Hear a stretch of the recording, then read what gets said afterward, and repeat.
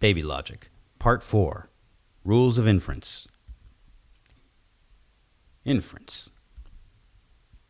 An inference is the process by which one arrives at one claim on the basis of one or more propositions accepted as the starting point of the process.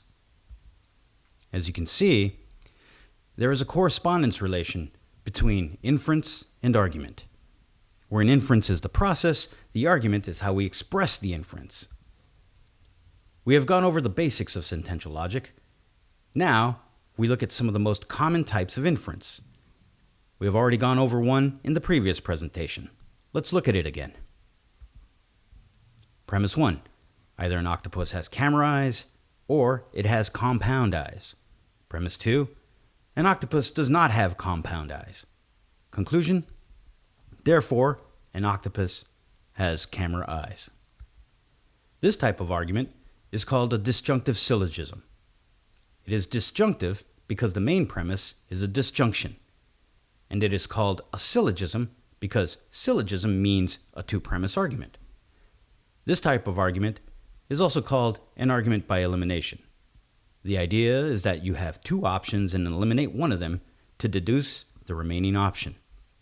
Symbolized, this particular syllogism looks like this.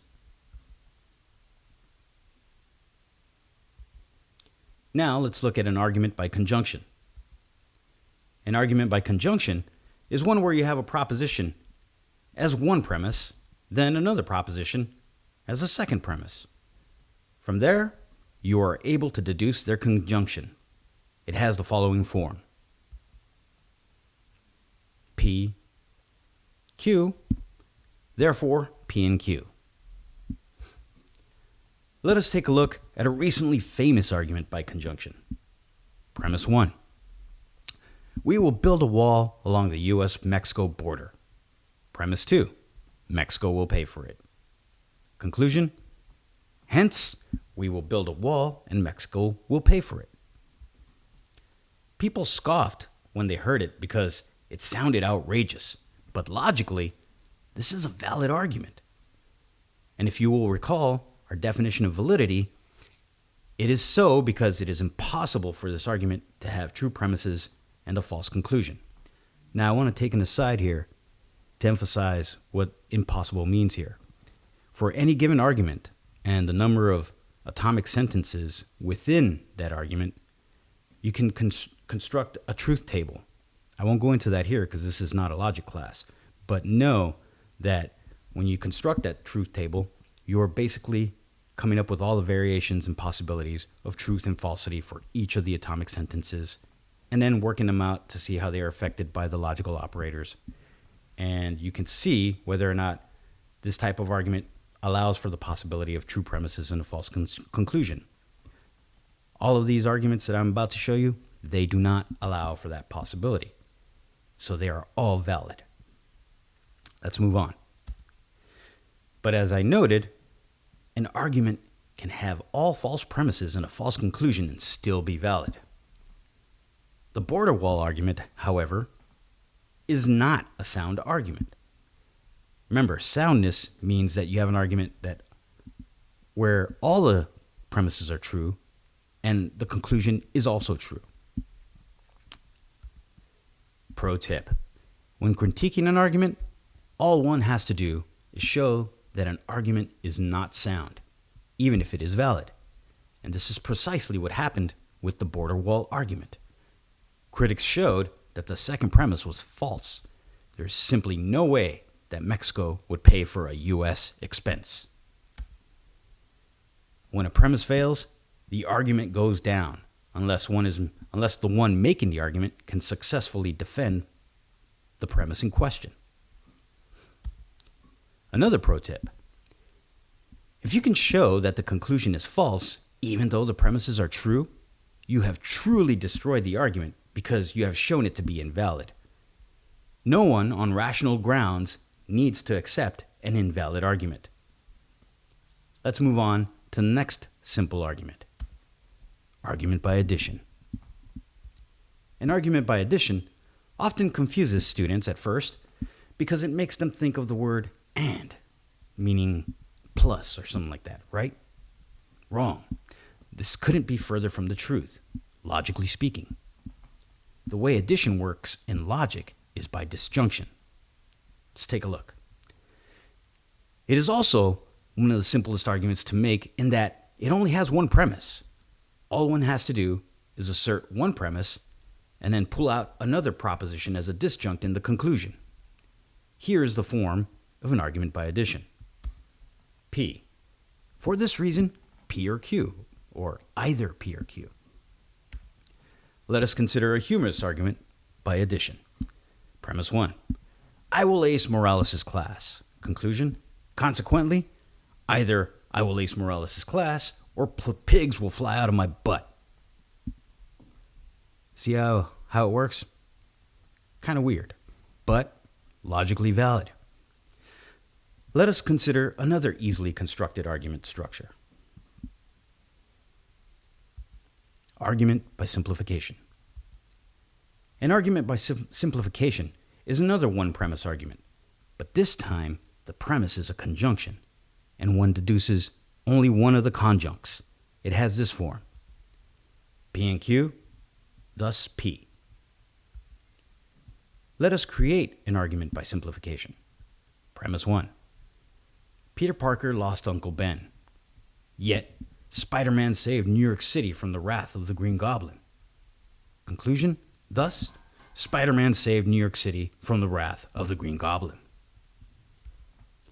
It should be noted that in arguments like simplification, I could have gone with the other proposition instead.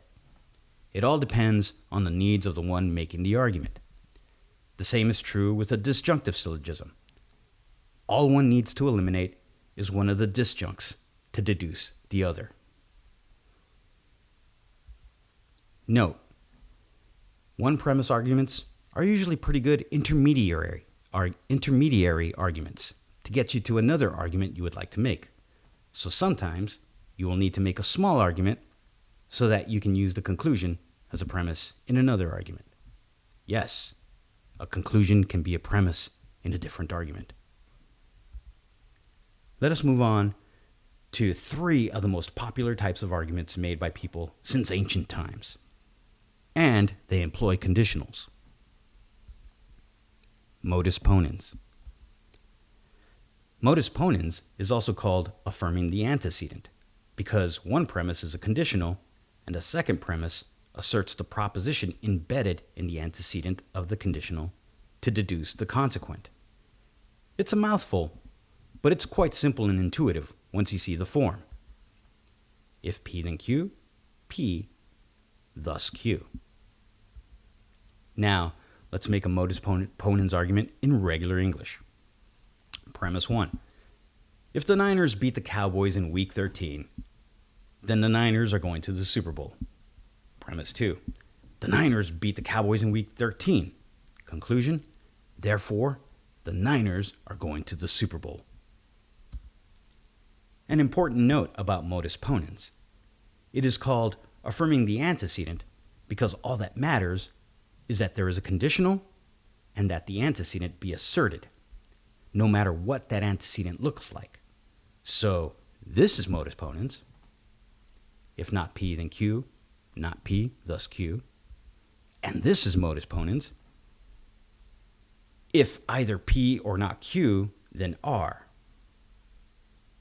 Either P or not Q, therefore R. And this is modus ponens. If it is not the case that either X or not Y and Z, then if H, then not L, not both L and J, it is not the case that either X or not Y and Z. Therefore, if H, then not both L and J. Again, all that matters is that the main operator be a conditional and that one assert whatever is in the antecedent position to deduce whatever is in the consequent. Do you see it? If not, let's consider this next argument form or rule of inference called modus tollens. Modus tollens is also called denying the consequent. One premise is a conditional, and the other premise is a negation of the consequent, which allows one to deduce the negation of the antecedent. Let us look at its form. If P then Q, not Q, hence not P. Let us take a look at a standard, forgot the word there, at a standard modus tollens argument in English. P1. If San Francisco burns to the ground, then the fires have hopped the Golden Gate Bridge.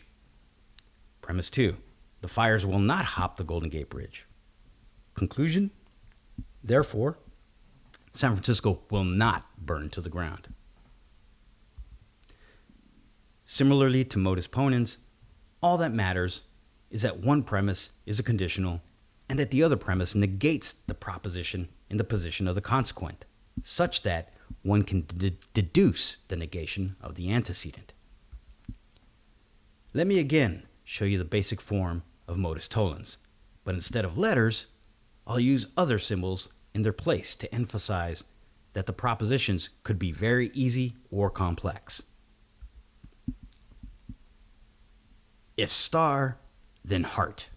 Not heart, therefore not star. Again, the point of using different symbols is to demonstrate that the star or heart could be any type of proposition, simple or complex. So if the star equals P and if not Q then R, and the heart equals either not S or if T then V, all we do is insert these propositions into the argument structure and it looks like this.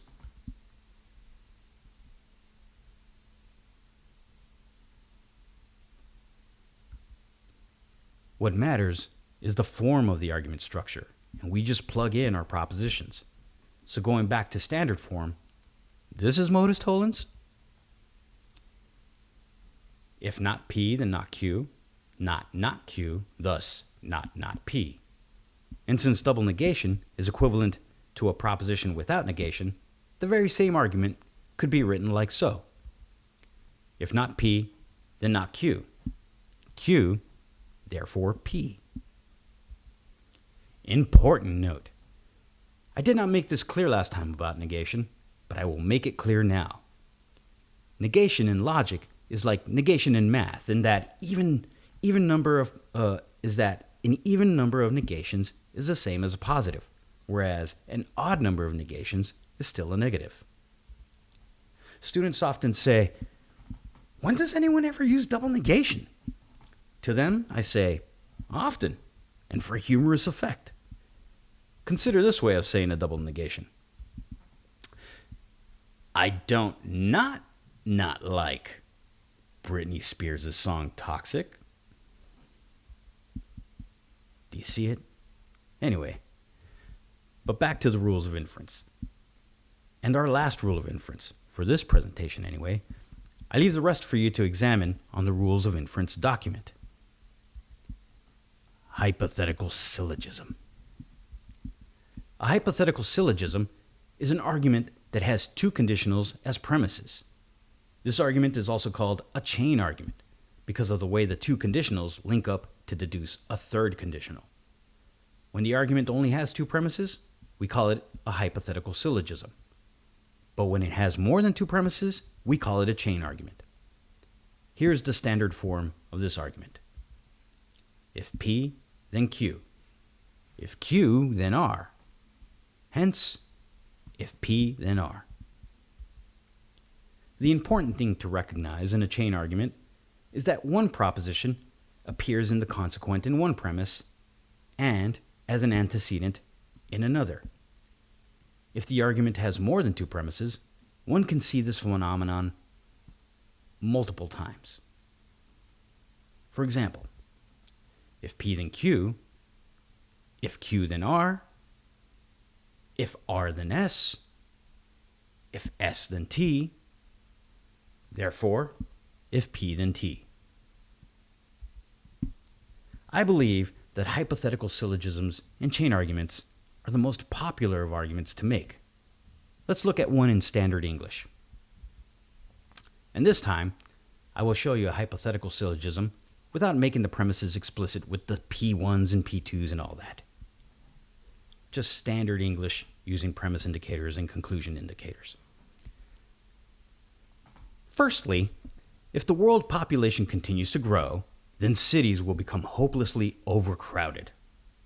Secondly, if cities become hopelessly overcrowded, then pollution will become intolerable. Therefore, if the world population continues to grow, then pollution will become intolerable. And again, as with the other arguments, all that matters is that the relevant propositions be in the right place to make the argument go through to its logical conclusion. So, this is a chain argument.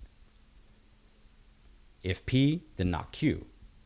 If not Q, then either R or not S. If either R or not S, then T. Thus, if P, then T. And this is a chain argument. If not A, then not B. If not C, then not. If not B, then not C. Therefore, if not A, then not C.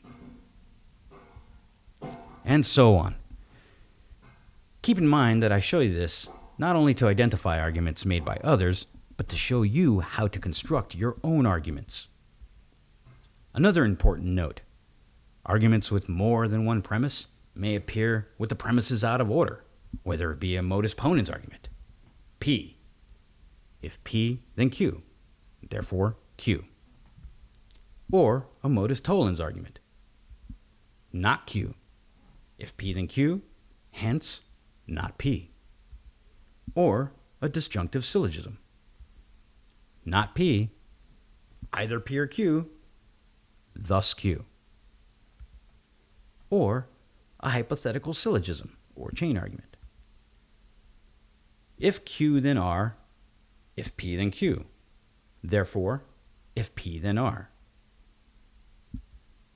What matters is being able to see the patterns. Lastly, all of these arguments and the ones on the rules of inference document are rules because of their structure, which are always valid. That is, once you familiarize yourself with your favorites, you can always construct your own valid arguments. It will be up to you, however, to make sure that they are sound. Now, argue away.